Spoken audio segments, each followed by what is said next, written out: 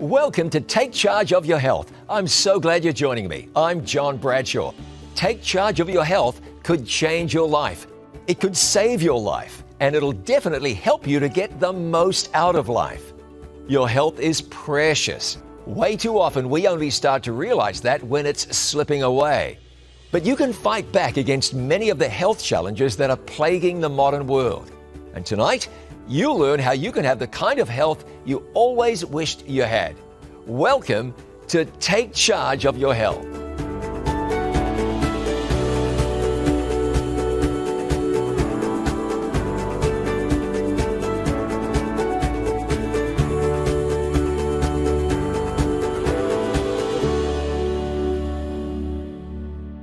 This is Take Charge of Your Health, brought to you by It Is Written.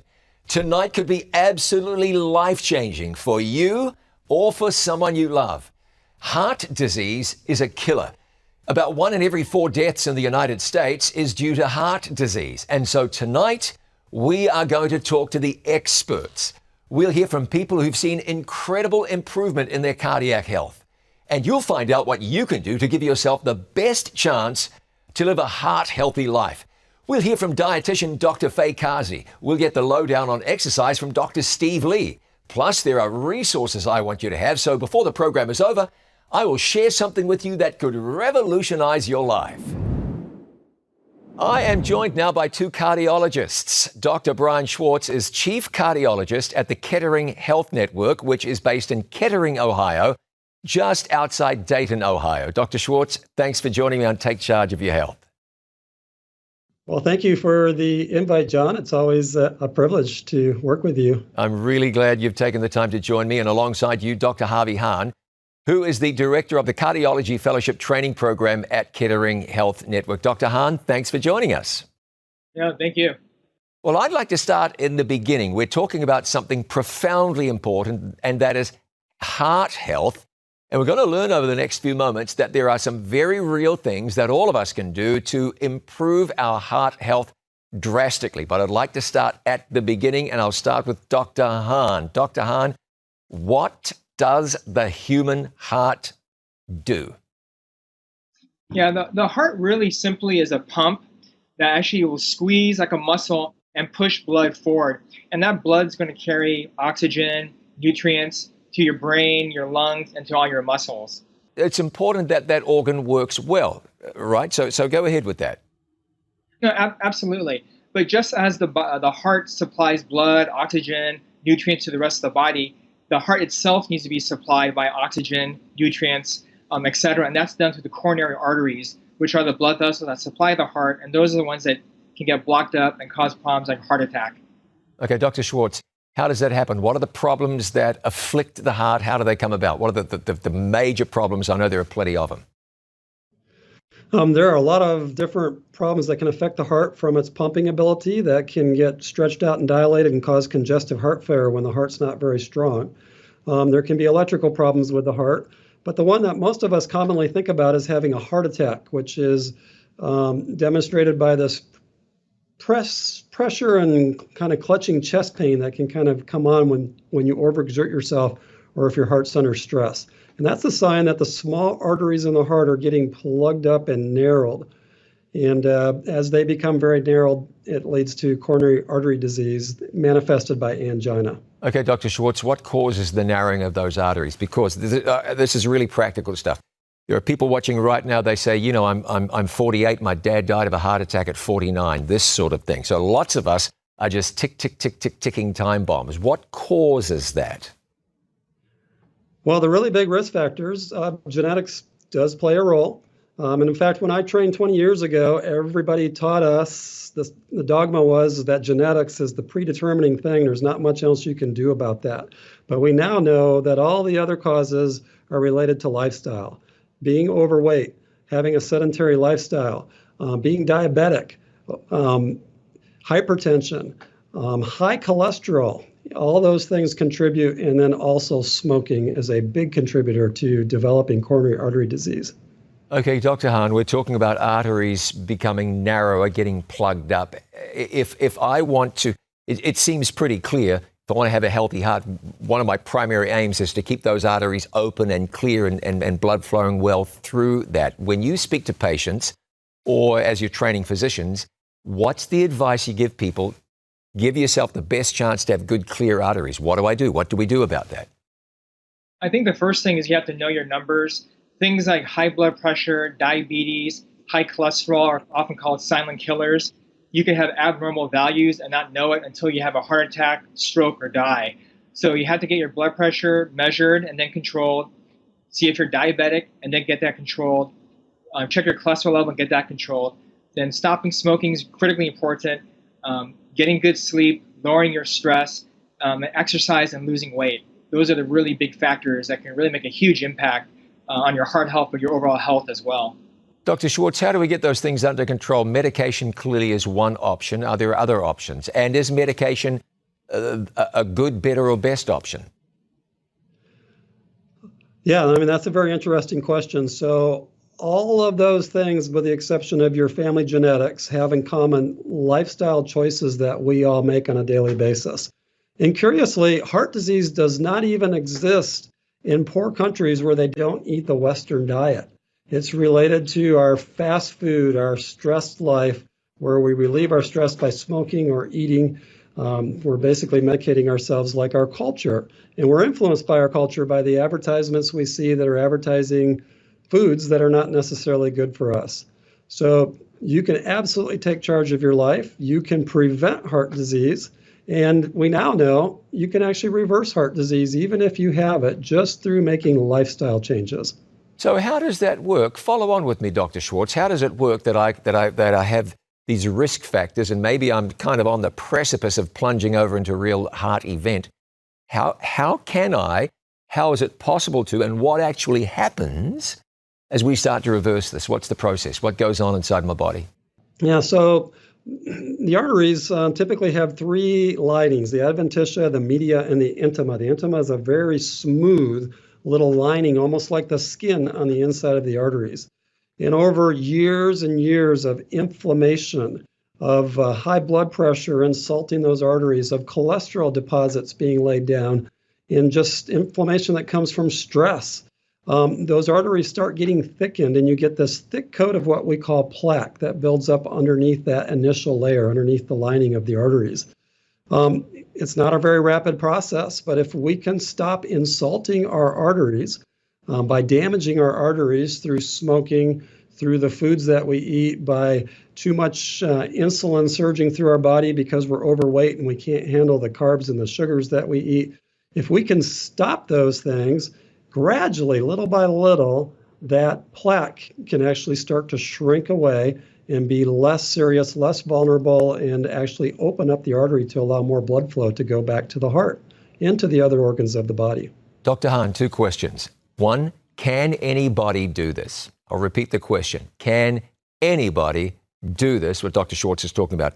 And number two, if this knowledge is available, if it's out there, and if it's that seemingly simple, I mean, Dr. Schwartz didn't say you got to climb Mount Everest or swim across the Atlantic Ocean. So number one, can anyone do it? And number two, if it's that basic, why isn't everybody doing this? Go ahead. Yeah, to your first question, can anyone do this? And the answer is yes. I was hypertensive and had high cholesterol and was obese. And by changing my lifestyle, I got rid of all those things, got off 2 medications, feeling great. Brian Schwartz and myself, we have multiple patients that have lost a lot of weight, gotten off medications. And basically, you can become unhypertensive or you can become undiabetic. You can actually reverse that course in a lot of patients by using lifestyle-mediated factors. There's a really interesting study called InterHeart, and what they found is about 85% of your total risk is all lifestyle-mediated. Only about 10 to 15% is genetics at this point. So what do you see, Dr. Hahn, in patients? You can speak from your own experience, I suppose, but somebody comes to you and they're in bad shape and they get on the program, they adopt some of these ideas and principles. What kind of change do people see in their life? It's actually very interesting. If you lose even 10 to 15% of your body weight, there's a big reduction in blood pressure, sugars, and cholesterol already. What's really fascinating is exercise. The data shows that if you just walk for 10 consecutive minutes, that will decrease your mortality. That may not change your weight, but that's going to decrease your risk of dying from a heart attack. So even small changes can make a huge impact. One of the other big things is once you get off the really highly processed sugar diet with kind of the ups and downs, with sugar highs and lows, people feel a lot better. And then any amount of exercise has an incredible effect on your mood, depression, and energy level. Let me ask you both this question. What are some things that people maybe don't know, that people on the inside in the medical fraternity, they understand something about, but is not filtering on out to the outside? Dr. Schwartz, let me start with you. What are some things that we really ought to know that might impact us, but maybe we don't, or maybe they're not being, no one's making enough noise about it? Yeah, I think the things we learned in school, the things that we're taught by just our culture around us, pushes us to think that life is just happening to us. And we're being carried along. And because my father had a heart attack and he was overweight, I'm going to have a heart attack and I'm going to be overweight. And there's just really nothing I can do about that. And I think the whole title of your program, Take Charge, this is your life and you can change it. You can change the habits. And Dr. Hahn mentioned that genetics is probably only 10 or 15%. The more we go with the scientific evidence here recently, the more we realize that genetics is not the determining factor. We like to say genetics primes the gun, but it's our choices. It's the environmental factors. It's our lifestyle choices that pull the trigger. And so just by starting to make some simple lifestyle changes, some habit changes, and like Dr. Hahn said, you don't have to exercise an hour a day at first. Just starting to exercise 10 minutes once or twice a day starts to have an impact. You don't have to get your weight from 250 pounds down to 150 pounds overnight. Just by losing 15 or 20 pounds, it can be as effective as 2 blood pressure medicines or a cholesterol medicine at reducing your risk for heart disease. And so the most powerful treatment that we have available right now is not medications. It's what we eat and how we exercise. It's our lifestyle choices, more powerful than medications without any side effects, and they don't cost a lot of money. Dr. Hahn, is there something that you know of? You're on the front lines in combating heart disease. What are some things that you just wish people knew and would really take on board? Yeah, I think besides the obvious things like diet, exercise, and smoking, people don't realize that getting 1 extra hour of sleep reduces your risk by about 20% of having a heart attack or death. The other thing that's really coming up now, and it's kind of important with all the COVID problems, is there's what we call noise traffic and small particulate pollution. So noise pollution or small particles, that actually increases stress and inflammation, and that can increase your blood pressure and then increases your risk for heart attack and stroke. So being outdoors, being less stressed, getting sleep, these are huge, easy things to do that can reduce your risk. You talk about lifestyle, what we eat. Well, it seems that every day someone comes along with something new or another idea, another diet. It's this diet, it's that diet, it's the other diet. I want to ask you about the keto diet. That's popular in all kinds of circles. Dr. Schwartz, what can you tell us about that one? Explain briefly what it is, and would you recommend it or would you not? So the keto diet is based on the idea that if we force our body to start burning fat instead of carbohydrate, we can actually burn more calories and burn fat and actually lose weight. And it's very popular because people lose a lot of weight on this diet. And any diet where you restrict your calories is going to have that effect, but it can be real quick. The problem with keto, well, there's a couple problems with keto. First of all, I believe it's based really on an evolutionary theory that our forefathers were out hunting down animals and eating animals, and I actually don't think that's true. But the problem with it is you get a quick gain now, and you get a lifetime of destruction to your arteries, because even though you're losing weight, you're not reversing the damage that's going on to the arteries. It can actually accelerate the damage. Dr. Hahn, is there a diet that you'd recommend? Yeah, I think the simplest, best diet is what we call whole food, plant-based, which is basically what was kind of laid out in Eden. Basically, less animal products. Some people use the term vegan, but that has some kind of pejorative feeling at this time. So a lot of people just say plant-based, whole food. And the idea is the less processed, the more you eat food that's been in its natural state, unaltered, the healthier it's going to be for you. And I agree with that. Dr. Schwartz, two questions for you, two different questions. First one is this. Do I have to become some kind of a health nut overnight in order to improve my health, in order to take charge of my health? Do I have to leave everything behind and grab hold of rabbit food and that's all I've got to look forward to now? Does it need to be radical? And if it does it have to be radical all of a sudden? Yeah, I think there's two answers to that question. So if you want the absolute best result, you should do the absolute best you can. However, habits are formed gradually, and so I don't expect my patients to make all of these changes overnight. It's a learning process. So we start simply. We start with trying to focus on stopping smoking and getting control of our weight. And I may encourage my patients who are consuming a lot of fast food to move away from the fast foods and just try to incorporate some healthy recipes into some of their meal choices. But little by little by little, if you want to get the best results, it might seem like a radical diet, but it's radical only because our culture has popularized it. Once you figure out that it's actually the diet that God recommended in the Bible, as Dr. Hahn mentioned back in the very first book of Genesis, it's the very same diet that Daniel and his friends participated in when they were before Nebuchadnezzar's court, and they refused to eat the modern diet at that point. It was all the meats and the delicacies and the fine foods, very similar to what we call a Western diet. And as a result, they were healthier, they were wiser, they felt better, and they tested better than all their peers. The radical thing is to not be following God's plan. This is what should be natural and normal. I'll tell you something that's radical. That's being carried out in a pine box when you're in your 40s or your early 50s. That's radical. And most people in that situation would do almost anything to get another 10, 15, 20, 25 years. And so would their family members. Every so often, you hear or you read, there's something published that says, fat doesn't make you fat. And I've read those very words. Is that true? Yeah, I think the notion, it goes back to what Dr. Schwartz is talking about, the keto diet and being anti-carbs, is that people are saying fat's not the problem. But if you look at basically almost every study where they looked at fat intake and they look at cholesterol, fat levels in the body, those really strongly correlate with heart attack, stroke, and death. So it does matter.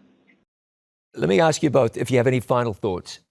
Any last words that you'd like to share on this? We're talking about heart health and how you can take charge of your health. If there's one last gem of wisdom you'd like to share, what would it be? Dr. Hahn, let me start with you.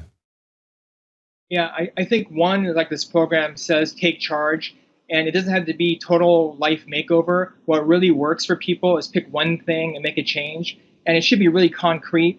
When I ask patients that will drink, some patients will drink like 6 or 8 cans of pop a day. I go, can we cut down to 5 or 6 cans a day? Make a small change, work on that, make it a habit, then you can work on a next change. Dr. Schwartz. Yeah, I think Dr. Hahn's absolutely right. Just starting to make small habits, but building on them, don't rest with the very first one, can make a very big difference. It's not just, we are just recently learning that it's not just the foods that you should stay away from, but there are very important foods you actually should eat. You should be eating whole grains. You should be eating fruits. You should be eating vegetables. And they go beyond just replacing the bad foods. They have nutrients that are incredibly important for the biome in our gut, which actually influences our heart. They have nutrients that are important for the heart itself, the brain, and the other organs. And so eating or incorporating or adding in just some whole foods, fruits, vegetables, whole grains, can be very beneficial. Gentlemen, fantastic. We'll talk to you more in just a few minutes. Dr. Brian Schwartz, who is the chief cardiologist at the Kettering Health Network just outside Dayton, Ohio, and Dr. Harvey Hahn, who is the director of the Cardiology Fellowship Training Program at Kettering Health Network, Dayton, Ohio. Gentlemen, thank you. We'll talk again in a few moments. Now, I'd like to introduce you to somebody who was confronted by something very serious. She took charge of her health, her heart health, and the results that she has experienced have been amazing. She's one of our very own, part of our It Is Written team, Imelda Hatchett-Mitchell. Thanks for joining me. Welcome to Take Charge of Your Health. Thanks for having me. Now, talk to me about your situation. Well, let's go back. Your dad died far too young. Tell me about that. Well, he had a condition that he didn't know he had, a heart condition, mitral valve prolapse. He did not stop eating the processed foods. He did not get enough rest. He didn't really take care of himself. And so his gun was loaded with this heart condition that he didn't know about, but then his lifestyle was suffering as well. And so after he died, I later learned that I have a light heart condition very similar to his. And like I was also eating processed foods and eating too much sodium, not knowing that I was salt sensitive. And in February of this year, 2020, I was diagnosed with chronic heart disease and stage 3 kidney disease. Well, what do you do when you learn something like that? That's serious when you use the word chronic and heart disease in the same phrase, stage 3 kidney disease. What can you do about that? Well, you did something. What did you do about that? Well, with a lot of prayer and listening to the direction that the doctor had told me that I need to go, I prayed a lot, and I had to stop eating the processed foods. She took me off of sodium. I didn't realize that I was salt sensitive. Not everybody is, but I'm very salt sensitive. And so she reduced my sodium. I stopped eating the processed foods, started getting more rest, started exercising an hour on the elliptical every day. And thank God it's turned out very well. Well, tell me how well has it turned out? Well, after 3 months, I went back and I did my blood panels again. And I was afraid. I was afraid of what the results would say because I didn't really feel like I had done very much.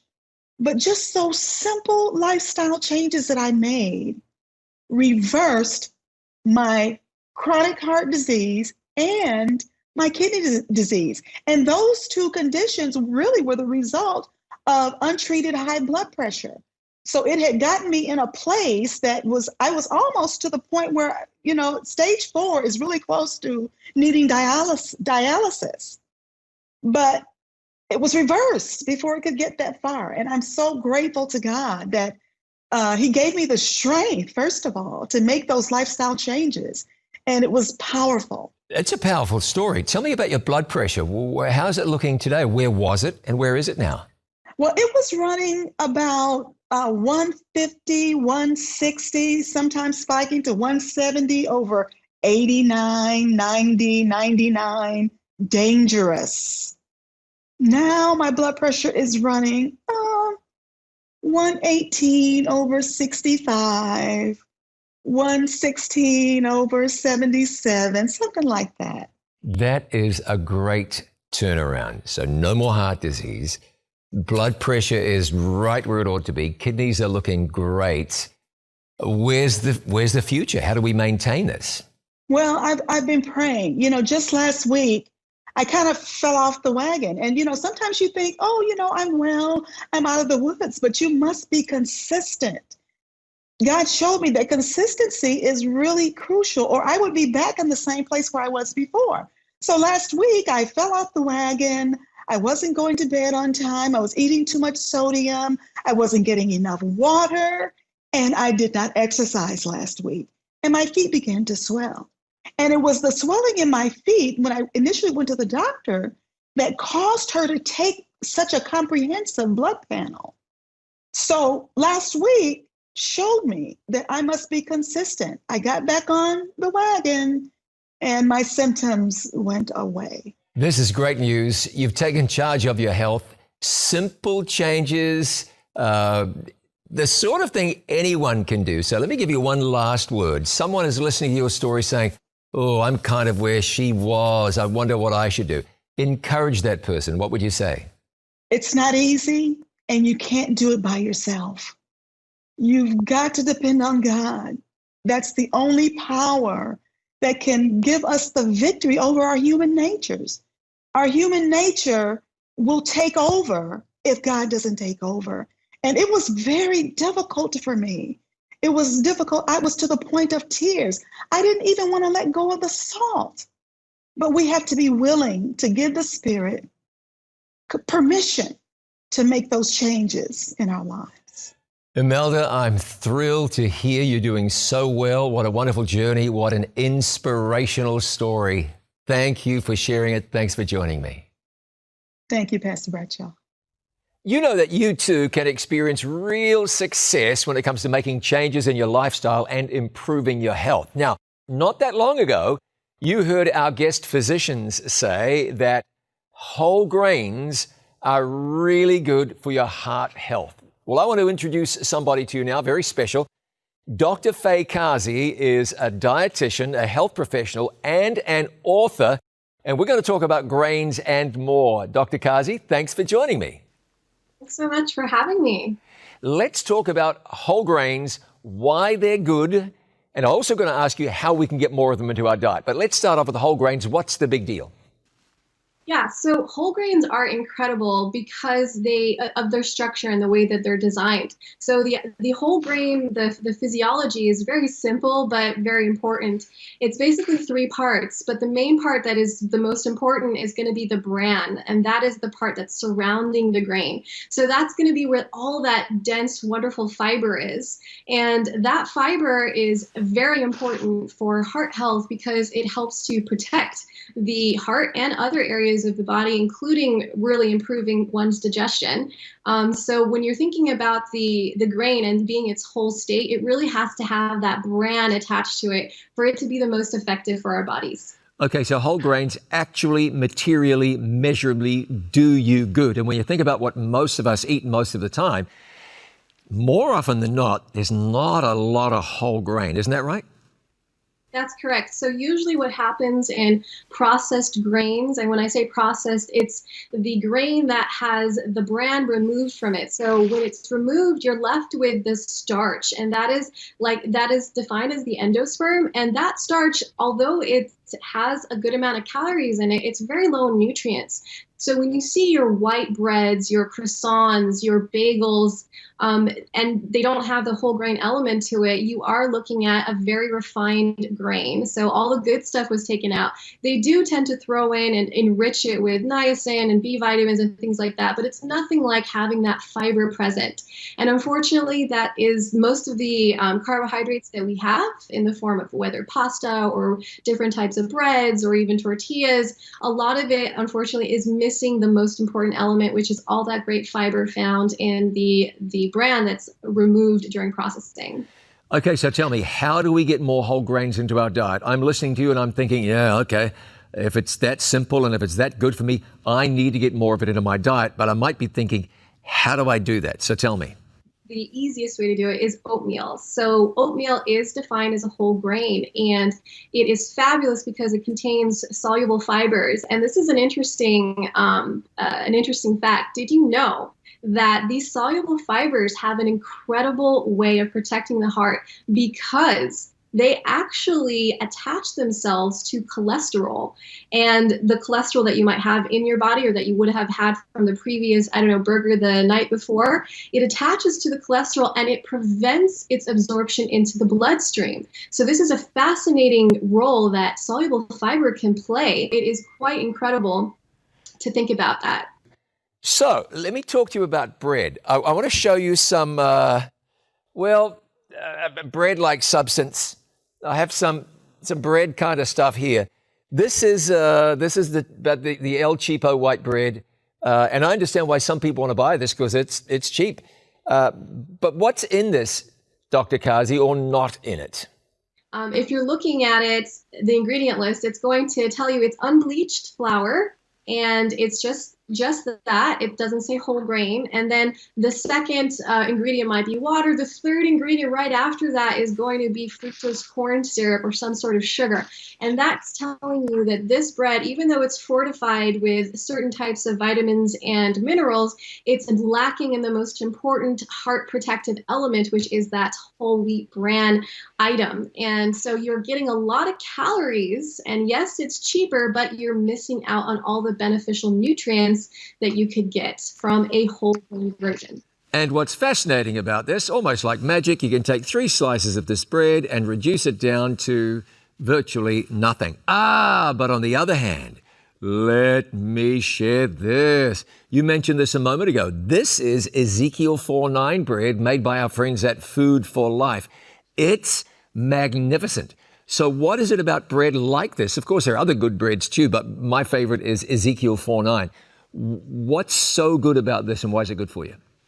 Yeah, so Ezekiel bread is one of the best breads out there. Part of the reason why this whole wheat version is standing out compared to all other breads is because of this sprouted element. They actually sprout their grains. And with the sprouting process, you give a lot of life and nutrients and enzymes to the bread. And basically what Ezekiel bread is made out of is, I'm going to read the list here because it's so simple and so impressive. It's made from whole sprouted wheat, from barley, spelt, millet, soybeans, and lentils. So it's really one of the best breads you can get, and it tastes really great, and it has integrity and substance to it. Okay, Faye, we're going to talk more about this tomorrow night. We'll pick up from where we left off. But before you go, I mentioned earlier when I introduced you, you are an author. Tell me about the last book you wrote, and I'll tell people they can find it online at itiswritten.shop. Tell me about the book. Yeah, so my cookbook is called the Earthy Canvas Vegan Cookbook. It's over 100 plant-based recipes that I've personally designed myself. These recipes are focused on whole food ingredients. I don't use processed items. I don't use processed fake vegan cheeses or meats or anything like that. It's all made out of whole food plant-based items. Fantastic. That's the book. You know where to get it now, itiswritten.shop, and I'm sure you can find it elsewhere too. Dr. Faye Kazi, thank you. I appreciate your time. So glad you joined me on Take Charge of Your Health. Thank you for having me. Okay, let's take a look at some frequently asked questions when it comes to the question of heart health. Let's go back to our cardiologists, Dr. Brian Schwartz and Dr. Harvey Hahn. Let's start with you, Dr. Hahn. You get questions all the time from people who say, Doctor, what about? Give me one of the frequently asked questions you hear from patients. Yeah, one of the most frequent questions is what is the best diet or what is the best exercise to do? And what I typically tell them is, as far as exercise goes, what do you like to do? Just because it worked for somebody else, one size does not fit all. You're going to have to do something you like that you want to do 5-6 times a week. So it's got to be enjoyable. It can't just be some program that worked for your friend, because that's not a guarantee it's going to work for you. Same thing with diet. The fad diets typically don't work. You're going to have to find something that works for you and your family. Okay, Dr. Schwartz, frequently asked question. You get questions all day, every day from people. Some of them are panicked about the state of their cardiac health. What are they asking you? Well, a funny one that unfortunately I get asked quite a bit is, can't I still eat my cake and just take that pill? And there's this mentality out there that if we can just take a pill, it will undo all the bad choices that we've made for many, many years. And unfortunately, every single medication has the potential for side effects. For every effect, there is a side effect. They're expensive. They cause problems. And the reality is, lifestyle choices are far more effective at preventing the problem, and so far more powerful without the side effects, no side effects, and no cost. And so that's really something I encourage everyone. Medications are for people that don't want to change their lifestyle. By and large, there are exceptions. There are some really bad genetic traits, but by and large, that's true for the majority of people. Let me respond to that by asking you this question. You're a physician, a responsible physician. You've got a very responsible position. You're not against medication, are you? No, absolutely. I will encourage people to make the lifestyle choices as quick and as fast as they're ready to do it. But I'm not going to just stand by and watch their blood pressure be up in a lethal range, or just stand there and watch their cholesterol being very high. We're going to act on it immediately. We're going to use medications appropriately, but we can very quickly wean those medications down. In some cases, get completely off the medications once a patient takes charge of their health. Dr. Hahn, I know somebody's listening to this right now. They say, look at me, I'm 100 pounds overweight or 15 pounds overweight or 215 pounds overweight. And they say, I agree with this. I've heard it all before. I'm a cheerleader for this stuff, but it's just too big a mountain for me to climb. I feel like I could never get there. What do you say to that person, Dr. Hahn? I think there's a ton of examples of people that have lost 100, 150 pounds the biggest weight loss in my clinic, I think, was about 250 pounds. He went from 450 to 250. And the great thing about him is basically he was falling asleep all the time, couldn't do anything. And now he can go at least walk and play with his grandkids. So there's a huge change in the impact of his life. I think if you look at the numbers, it's very hard to overcome. You have to find a motivation that's more important than what the scale shows you. If you want to be more energetic, travel with your spouse, watch your grandkid graduate from high school or better yet college, you're going to have to be healthy to make it into those big milestones. And that's got to be the type of motivation that will drive people. Saying I want to lose 50 pounds or I want to look good for the summer is not a strong enough motivation. Dr. Schwartz, I've heard where people have said where they found their motivation is in faith in God, where they discovered that God wanted the very best for them. It gave them a real lift and a push. When you look into the Bible, and I'm bending ever so slightly here, but I do that with permission, I hope.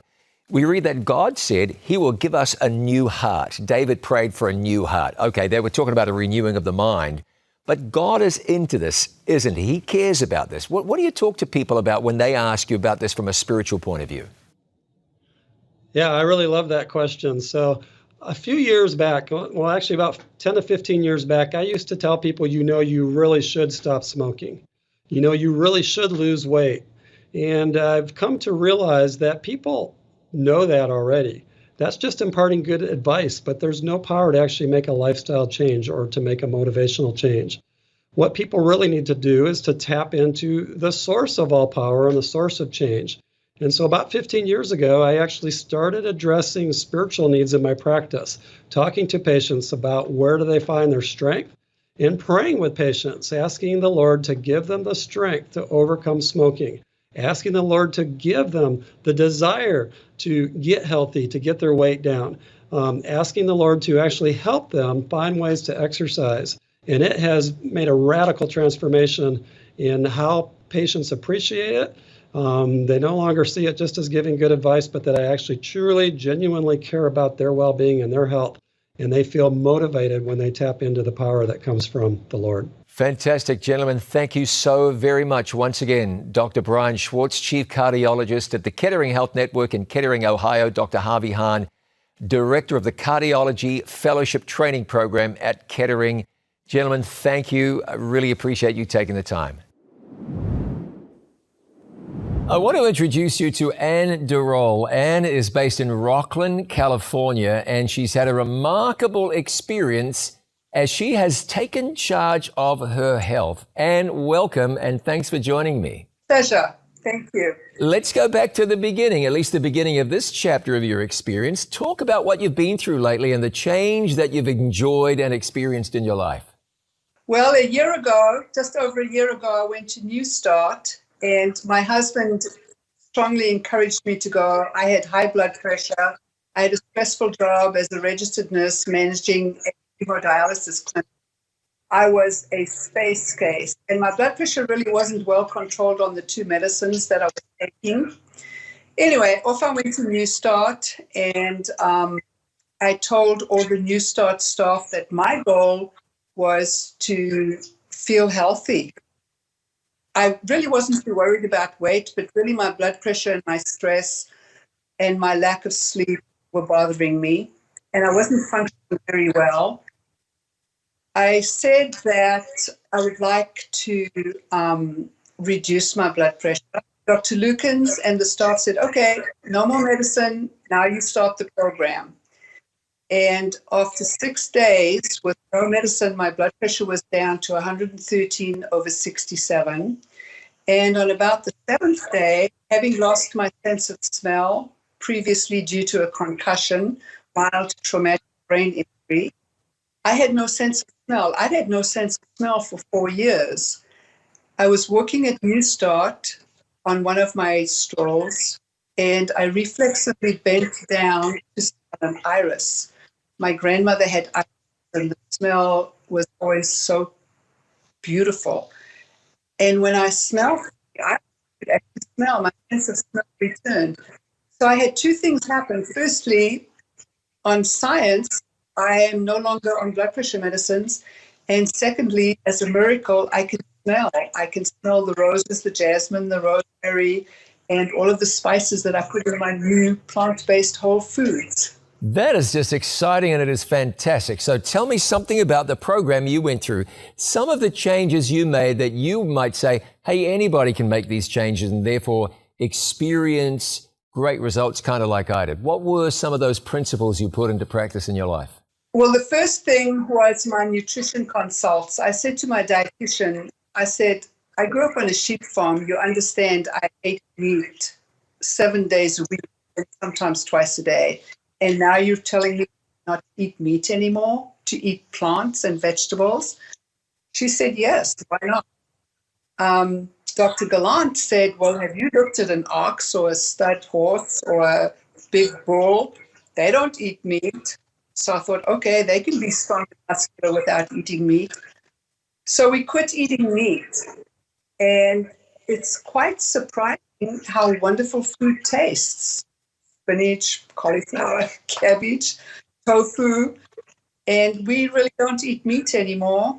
And we're not really eating 3 meals a day. We're mostly eating 2 meals a day. My husband has lost weight. We both sleep better. We both feel better. We both function better. Okay, talk to me about where you were. Compare the you then with the you now. You've mentioned a couple of things. I don't mind if you repeat them, but talk to me about the differences, the changes now. Where you are now, where you were then. And it hasn't even been very long. Well, first of all, I can smell. Secondly, I'm not on blood pressure medicine. And thirdly, I don't have acid reflux and indigestion every night now compared to what I had then. My blood pressure, I think, is the biggest thing. I'm not going to die early. I'm going to die healthy when I do die. Let me ask you this question. So go back 5 years, 3 years, let's say 3 years. And the Anne 3 years ago, could you imagine you being the person that you are now with the lifestyle now? Or then would it have just seemed too foreign, too impossible, too crazy? Was that something then that you could say, oh, I could imagine doing that? Or is it just not something you really would have thought in your mind? I had never heard of Weimar. I had never heard of New Start. I hadn't heard of Seventh-day Adventists, and they were just up the road from us. So 3 years ago, not in a million years. And now, any regrets about the path you've been on? Or let me ask you this, what's the path looking like now, and how do you maintain where you are now? So it's really easy. You spend all your money on vegetables and you get a week's worth of vegetables for a day's worth of meat in terms of money. Lots of fresh air and sunshine, much more relaxed. You realize what's important. The material things aren't as important as the spiritual things. And I think that's just the process that happens over time. Maybe when you're feeling better, your brain is acting better and you can have a better aerial view of the world. And actually, on Saturday, my husband and I were baptized in Moses Rock. Hey, that is fantastic. What a wonderful story. And it sounds very much like the best is yet to come. God bless you. And thank you for taking your time to speak with me right now. Appreciate it. Pleasure. Thank you. And God bless you. Now, each time we get together on Take Charge of Your Health, we're going to talk about exercise. Don't groan. We all know, everybody knows, it's important to get enough exercise. But for some of us, we don't know how to get it into our schedule. For some of us, we're not really sure what would be best. For some of us, just the thought of exercise is tough. So each night, I'm going to be welcoming somebody who knows a thing or two about exercise, a medical professional, a surgeon, as a matter of fact. Welcome to Take Charge of Your Health, Dr. Steve Lee. Thanks, John. We all know that exercise is a very important part of a healthy lifestyle. But because of modern conveniences, very few of us get the amount of physical activity that we need. Studies show that you need about 30 minutes of exercise 5 times a day at a minimum to maintain a healthy lifestyle. And when people think about exercise, they think about going to the gym or playing sports. But one of the best forms of exercise is something that many of us may not even consider to be exercise: walking. Walking is something that almost everyone can do, requires no equipment and no special environment. And walking is not only good for your physical health, but it's good for your mental health, and it reduces stress and increases creativity. In fact, Some of the greatest breakthroughs in science and art came to people while they were walking. Walking is also a great activity to do with friends and family because it's easy to hold a conversation while you're walking and socialize.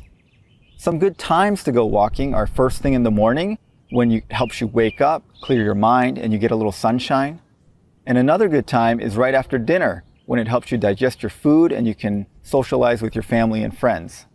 We can all incorporate more walking into our life by parking farther away from the front door or taking stairs instead of the elevator, and by taking short breaks in the office to walk around. So whether it's a short walk down the end of the driveway or a long hike up a mountain, we can all use more walking in our life. You know, one thing that we should not make the mistake of forgetting, we really cannot make the mistake of forgetting when you talk about taking charge of your health, is spiritual health. And that's why It Is Written has collaborated with Advent Health and produced an outstanding series of studies called the Creation Life Study Guides. There are 8 studies with principles that will enhance your life physically and spiritually. We're going to look at study number 1 right now. Study number 1 in that series is called Choice. So let's look at it. We will not have time to go through it all, but you're going to be able to download this for free, and in a few moments, I will tell you how you can do that. So we're going to look at study number 1, and when we're done in just a few moments, I will tell you where you can go to download that, and during the week, you'll have downloaded at least 7 of the 8 Creation Life Study Guides. They are tremendous, and they fill in a lot of the gaps that we haven't yet discussed, and you're going to enjoy this part of the program. Now, the studies